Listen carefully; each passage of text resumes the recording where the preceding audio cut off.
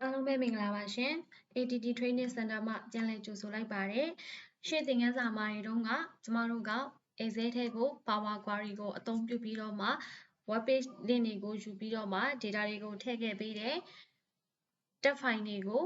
ထည့်ခဲ့ပေးတယ်ပေါ့နော်အခုတစ်ခါကျတော့ Power Query ကိုအသုံးပြုပြီးတော့ CSV file ကို Excel ထဲကိုဘယ်လိုထည့်မလဲဆိုတာကိုပြောပြသွားပေးမှာဖြစ်ပါတယ်အဲ့တော့ကျမတို့က CSV file ကိုထည့်မယ်ဆိုလို့ရှိရင်အရင်ဆုံး data တက်ထဲက Power Query ကိုရင်သွားမယ်နော် data တက်ထဲက new query ဆိုတာရှိပါတယ်အဲ့ new query ထဲမှာ from file ကနေပြီးတော့ from CSV ဆိုတာလေးရှိပါတယ်အဲ့ဒါလေးကို click ချက်နှိပ်လိုက်ပါမယ်ပြီးရင်တော့မိမိထည့်သွင်းလိုတဲ့ CSV file ရှိတဲ့ folder ကိုသွားပြီးတော့မှ CSV file လေးကိုဖွင့်ပါမယ်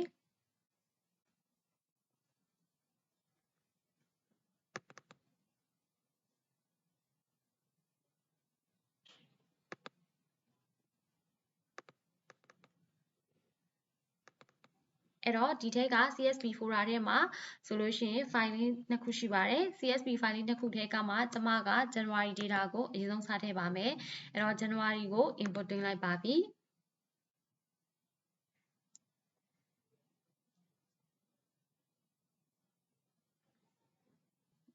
အခုလူချင်းမင်းတို့မြင်တွေ့နေရတာ Power Query မဟုတ်သေးပါဘူး view တက်တာမြင်တွေ့နေတာဖြစ်ပါတယ်အဲ့ဒီထဲမှာမှလူကြီးမင်းတို့က delimiter ကို comma နဲ့ခွဲချင်လားequal sign နဲ့ခွဲချင်လား semicolon နဲ့ခွဲချင်လားဆိုတာကဒီမှာလူကြီးမင်းတို့စိတ်ကြိုက်ရွေးချယ်လို့ရပါတယ်ဒါကတော့ auto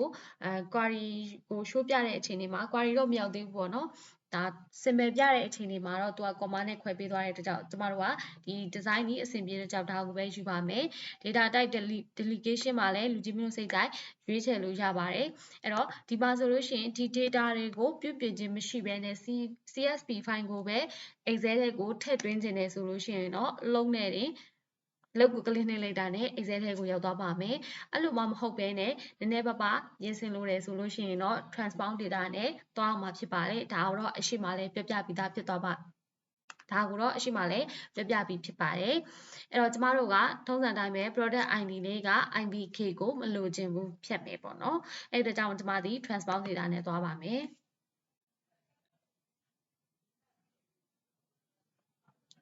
အဲ့တော့အခုလဲ split column နဲ့ပဲဖြတ်ပါမယ် right click နှိပ်တယ် split column အဲ့တော့အခု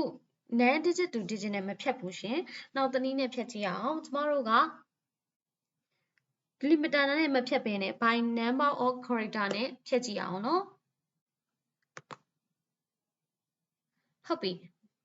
split column by number of character ဘယ်နှလုံးကိုဖြတ်မှာလဲလို့ဒီမှာမေးပြီဆိုလို့ရှိရင်ကျမတို့ကအရှိမ IPK ဆိုတဲ့ character 3လုံးကိုဖြတ်ချင်တဲ့အတွက်ကြောင့်မို့လို့ number of character 3လို့ရေးလိုက်ပါတယ်ပြီးသွားလို့ရှိရင်တော့ okay လေးနှိပ်ပါမယ်ဒါဆိုလို့ရှိရင်လည်းအလျင်အမြန်ကွဲသွားပါပြီကွဲသွားတယ်ဆိုပေမဲ့ဒီမှာဘာတစ်ခုတွေ့ရတာရှိလဲဆိုတော့ IPK ရဲ့အနောက်မှာကျမတို့ဒီဟာလေးကိုပြန်ဖြတ်လိုက်မယ်နော် IPK ရဲ့အနောက်မှာကျမတို့ဒီမြန်မာနှလုံးရှိပါတယ်တို့ပေမဲ့အဲ့မြန်မာတွေကဘာဖြစ်သွားလဲဆိုတော့ကျမတို့ခွဲလိုက်တဲ့အချိန်မှာအရှိက0လေးတွေပြုတ်သွားတာကိုတွေ့ရမှာဖြစ်ပါတယ်အဲ့တော့ပြန်ခွဲပြမယ်နော် split column number of character 3အဲ့တော့ split မှာလည်းဒီမှာရွေးချယ်ရတာအပိုင်း3ပိုင်းရှိတယ်အဲ့တော့ကျမတို့လိုက်ပြီးတော့အဲ့ဒါကိုစောနတော့က repeatedly ကိုရွေးလိုက်တယ်အခုတော့ once of the far less as possible ကိုတစ်ချက်လောက်ရွေးကြည့်အောင်နော်အော်ဒီမှာလည်းအဲ့လိုရွေးလဲရတယ်ပေါ့နော်တို့ပေမဲ့ကျမတို့ရဲ့နေရာမှာဘာဖြစ်သွားလဲဆိုတော့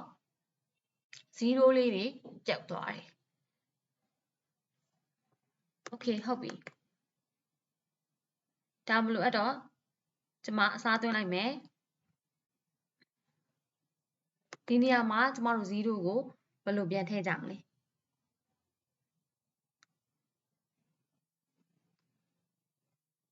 ဒီနေရာမှာကျမတို့က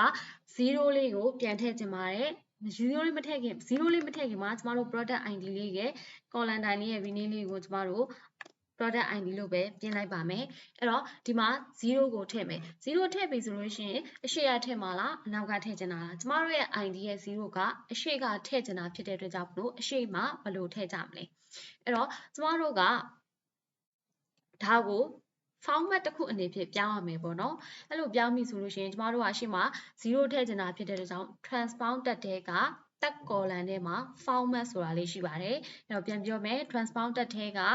tab column ထဲမှာ format ဆိုတာရှိပါတယ်အဲ့တော့ကျမတို့က0ထည့်တယ်ဆိုတာ0ကို up လုပ်လိုက်တာပါရှင်အဲ့တော့ဘယ်မှာလုံးပါလဲဆိုတော့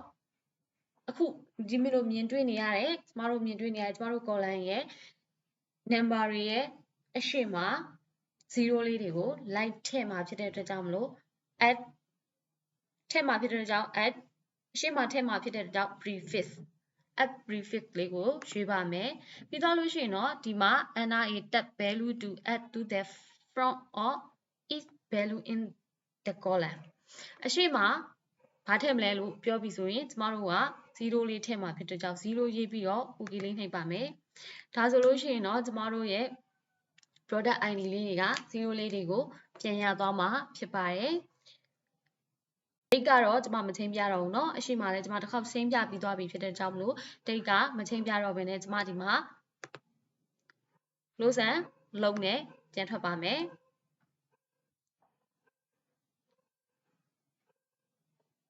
ဒါဆိုရင်ဇန်နဝါရီ2020ရဲ့ data လေးတွေအားလုံးက Excel ထဲကိုရောက်ရှိလာပြီဖြစ်ပါတယ်အဲ့တော့ဒီထဲမှာexam နေဖြစ်ဆိုလို့ရှိရင်တော့ဇန်နဝါရီ2020နေရာမှာဖေဖော်ဝါရီ2020ကိုအစားသွင်းပြီးတော့မှထည့်ကြည့်ပါပြီးတော့လို့ရှိရင်တော့ CSV file လေးတွေကိုဖွင့်ပြီးတော့မှ product ID လေးတွေကိုနံပါတ်ကလေးတွေချိန်ကြည့်ပါသို့မဟုတ် unit amount တွေကိုချိန်ကြည့်ပါချိန်ပြီးတော့ CSV file ကိုစေ့ပြီးတော့ဒီဘက်မှာ refresh လာလို့ရှိရင်ပြောင်းမပြောင်းစမ်းကြည့်ကြပါရှင်အဲ့တော့ဒီတင်ခန်းစာကတော့ဒီလောက်နဲ့ပဲရန်နာပါမယ်ရှင်အားလုံးပဲနားလည်မယ်လို့ညွှန်လင့်ပါတယ်ရှင်